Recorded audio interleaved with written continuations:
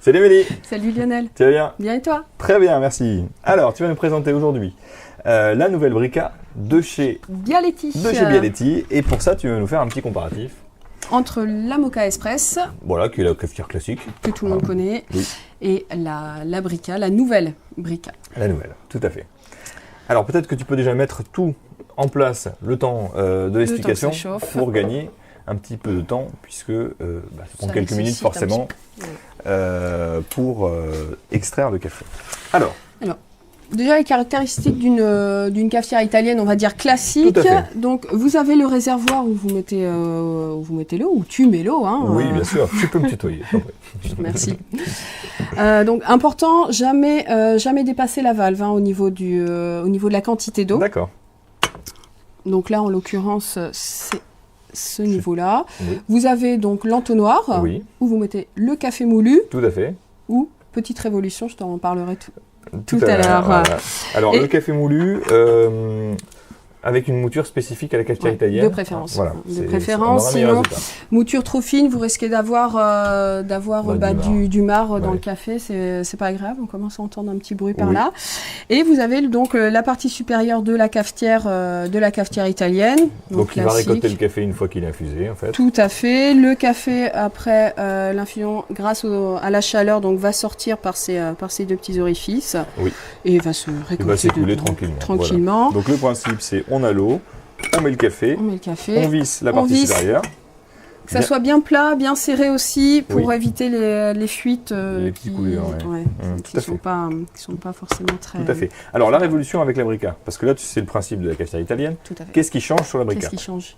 La mousse. La mousse. De Mais la comment on a de la mousse. mousse? Comment on a de la mousse? Alors, grâce donc Attention de ne pas te attention, brûler. ça va commencer en plus à s'extraire. Donc vous voyez, contrairement aux autres cafetières italiennes, déjà Oui. il y a un trou Oui. ici, Tout à fait. besoin d'air. On va se mettre ça à côté. Voilà Hop là. la différence. Donc là vous avez vu, c'était par ici. Et là vous avez du coup un petit élément supplémentaire. Oui, comme un petit capuchon, en fait. Alors je pense que je vais pouvoir sortir. Alors, on va peut-être montrer comment ça sort. Ouais. Hein, voilà. voilà. Alors une cafetière, on va dire Voilà. Donc là, on a italienne le classique. on voit le café sortir. Voilà. On va laisser fermer. Ouais, ouais. Voilà, pour pas se brûler. Là, le café est prêt, on le sort. Alors surtout, on n'attend pas. On n'attend pas une semaine que le café soit sorti, parce que sinon, c'est comme si on mettait une casserole d'eau sans eau. Ouais. Voilà, donc ça fait Il y a des des dégâts. dégâts. Hein. Donc on fait pas ça. On la sort quand le café a fini de couler. Ouais. Voilà.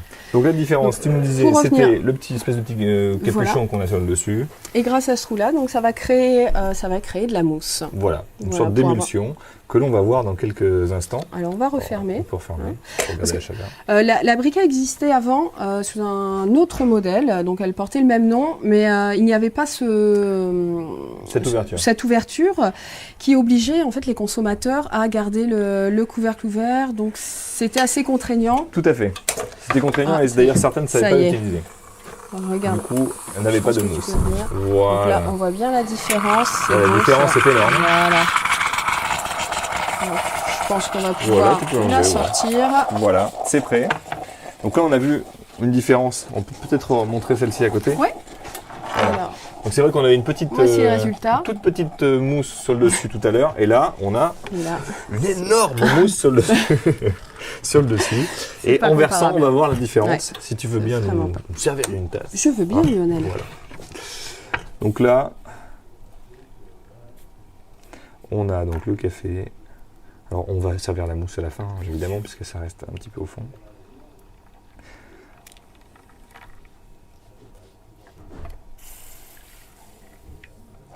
Voilà.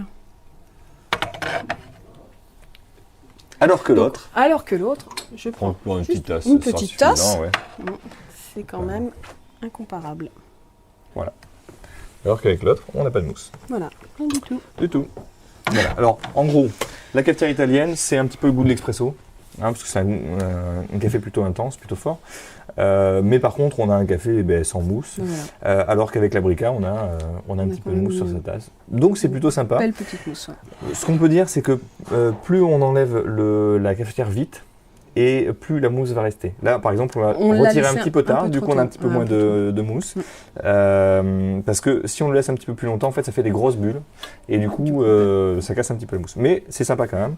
On a un café avec de la mousse. Tout à fait. Je te remercie, Amélie. Mais de rien. À bientôt. À bientôt. Salut. Ciao. Ciao.